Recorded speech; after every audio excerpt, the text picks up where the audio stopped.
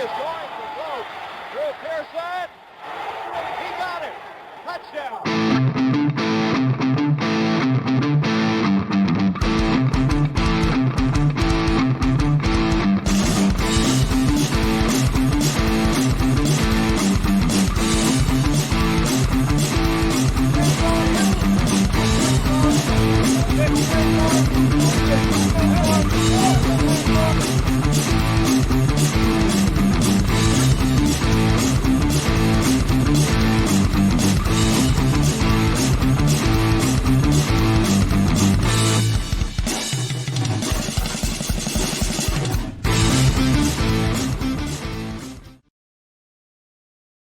Hello and welcome to Now About Them Cowboys. So our fearless leader, Coach Sheps, can't be here, so you're stuck with me. I am at Andrew Campy on X/Twitter. We are at Toilets to Titles, and you can find Sheps at Coach Sheps. You can also join our Patreon if you like, which is patreon.com/Toilets to Titles. And you can also join our Gilded Chat. So our Gilded Chat has over 100 members now, and you can come in and you can join. You can talk about your favorite football team, or you can talk about fantasy trades that you might have. And if you like the show, please give us a review on Apple iTunes, or, like this video and subscribe for more content on YouTube. It's going to be a short episode tonight. Just going to talk through a few of the interesting things as we sort of wind up preseason, and we'll probably come back next week with more of an in-depth kind of recap of preseason. But the Cowboys have obviously finished their last game, which was a win against the Las Vegas Raiders. Will Grier had a great game, which is, one of the stories we're going to talk about is obviously Trey Lance, and Will Greer's been told that he's out the door and then goes out and plays a hell of a football game. So I wouldn't be surprised if he finds a spot somewhere on someone else's roster, but I don't think it's going to be at the Cowboys, unfortunately for him. So let's just move straight into the Trey Lance sort of trade, which has been an interesting kind of talking point for a lot of people. And from my point of view, I think it's great, just business sense from the Cowboys. They're giving up a 4th-round draft pick to get a guy who was only 2 years ago a high draft pick. And he's only 23, which means that he's actually younger than a lot of the quarterbacks who are actually in this year's draft. So he's still a young guy. He's had some kind of, idea of sort of, he hasn't played a lot of football, but he's got the traits there that you want in a footballer. So I suspect the Cowboys will work with him behind the scenes to try and really sort of improve, the areas of his game he needs to fix. Unfortunately, from his point of view, he probably needs as many game reps as he can get, which is probably not going to happen at the Cowboys unless, we do happen to have an injury. But from the Cowboys' point of view, if they can get a good, mop-up game at the end of the year or a good game next year in preseason, then you have to feel that his value will increase. So you look at someone like Carson Wentz, for instance. Carson Wentz has been traded twice, and he was traded for a 2nd and a 7th and then 2 third-round picks. Sam Bradford went for a 1st and a 4th and then a 2nd to Nick Foles. Back in the day, Matt Schaub was a backup, and he went for 2 seconds. And then Matt Ryan, who was essentially sort of done by this point, he also went for a 3rd. So you feel if the Cowboys can put Trey Lance in a position where he can put on a display at some point, then his value is going to go up. And it would not be surprising to me if they can, get a second round pick, or maybe even like a 2nd and a 5th or something like that. So I feel like it's just a great business move from the Cowboys. I'm not one of those people who believes this affects Dak at all. I don't think the Cowboys are looking at replacing Dak. I think there will be a new contract for Dak, and that will be coming up. I think it was just too good to avoid. So that's kind of my thinking on Trey Lance, but it will be interesting to see how he sort of handles it. I mean, obviously from his mind, he wants to be a starter. I think he's got a long way to become a starter. So it's, how well he handles, being in the Cowboys building and sort of trying to learn will probably be, interesting to see, how he uses that to sort of drive himself to being a starter at some point in the NFL. The next bit of news was Sam Williams. So Sam Williams obviously got in trouble for speeding and weapons related issues.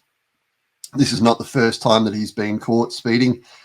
And there was question marks around him during his college days as well. And it's really kind of disappointing, when you have these things. And, if you are a fan of Now About Them Cowboys, you've been here and you've heard, Coach Sheps and I talk about how it was great this offseason for the Cowboys because there was no news. And during the offseason, no news is great news. So to have this kind of come up now is disappointing. It gives you a strong indicator of what the Cowboys think of him by keeping him around, because of the fact that the Cowboys have a strong defensive line rotation this year. So it's not a case that they're expecting that he is going to have to play a significant role as a starter. It's just obviously they see the potential in him to be something great in the future. So they're keeping him despite knowing that there are some dramas going on, and the belief within the building is that he can get past these. It's really kind of one of those things. Sometimes it is tricky to put your hat on and realize that, these guys are, young, sort of, early to mid 20s, and they're given millions of dollars and they can basically buy whatever they want. So they obviously go out and they celebrate. And, I think we all should, think back to how we were in our early 20s, and we were probably a bit naive as well. And there was a bit of irony to me that we were playing the Las Vegas Raiders this week for the simple fact that obviously Henry Ruggs is now going to be in prison because of he was obviously drunk, but, drunk behind the wheel of a speeding car. And it's just one of those things you think it's not worth it. And, trying to get through to these guys that speeding in a car can, not only sort of cost you money, it can, ruin your career. And you hope from Sam's point of view that whoever's talking to him uses this as a wake-up call and really sort of understands, don't get behind the wheel and speed, because nothing good happens. So I don't think there'll be a suspension from the Cowboys or the NFL on this. If it is, it would be sort of a 1 or 2 game. I feel like, with the investigation and everything still ongoing, it's probably not even going to be this season. If it is, it'll probably be next year. But from a playing point of view, I don't think this bothers me.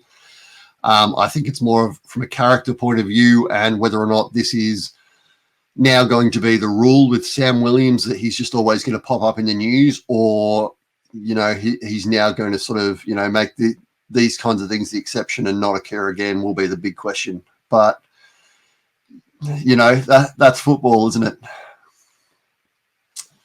Now, the last thing I want to touch on, so as I said, nice quick episode tonight, but I did want to talk about the kicking situation, because obviously it looks like at this stage that Brandon Aubrey will be the Cowboys kicker.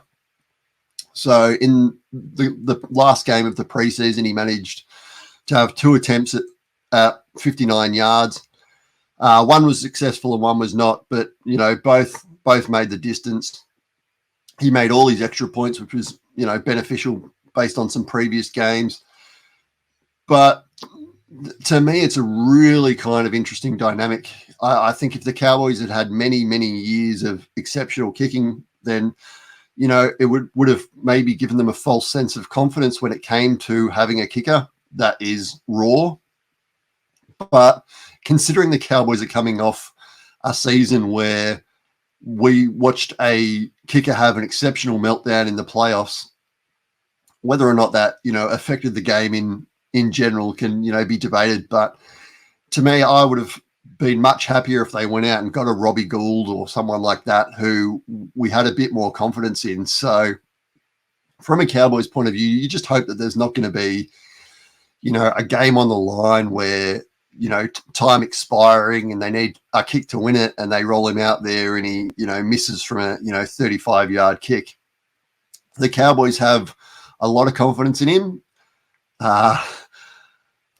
from a Cowboys fan point of view, that seems like wishful thinking. But look, it's just all we can do is just hope that the Cowboys are, know something that we don't about his sort of repetition at training and how well he's doing. So it's a really interesting decision to me. I think we will find out, this year whether or not it was the right one. Well, we absolutely will find out if it's the right or wrong decision going forward this year. But congratulations to him, because he's come from such a weird background where he was playing professional soccer and then randomly got sort of back into football, and now he's kicking in the NFL. So, from one point of view, it's a great story. From another point of view, it's something that's really concerning me. Obviously, there's other sort of concerns that I do have, and I think we all have, regarding the offensive line. It's sort of, I feel like if everyone plays on the offensive line, then we're fine. But to believe that there'll be no injuries there is probably, something we can't trust. I think it was good to get out of the last preseason game without any major injuries. So from that point of view, I think, minus game 2, where we had 2 guys who we were kind of hoping would be around in John Stevens and Overshown, who both did ACLs, we've done okay as far as, avoiding major injuries in the preseason, which is a huge thing. And that's what, I think Nick Eatman on DallasCowboys.com said, that's how you deal with wins and losses in preseason. It's how many injuries you get. And so from a Cowboys point of view, they haven't done too bad. So from this point on, it's sort of now focusing on the Cowboys. So the Giants, sorry. So cut down will come. We'll be talking about the cut down and see if there's any surprises there. I feel like at this point, most Cowboys fans are probably, certain of 47 to, 50 guys on the roster. There'll be a couple at the bottom to try and figure out who's going to be our special teams players. But we'll talk about that. And then all guns blazing going into the first week of the season. So as I said, if you like our content, please like this video on YouTube. Make sure you subscribe. If you want to get into our Gilded chat, just, hit us up at Torts the Titles on X/Twitter. Patreon.com/Torts the Titles if you're interested in that. If you're not, then thanks for listening to this, and I hope you have a great day. So thank you.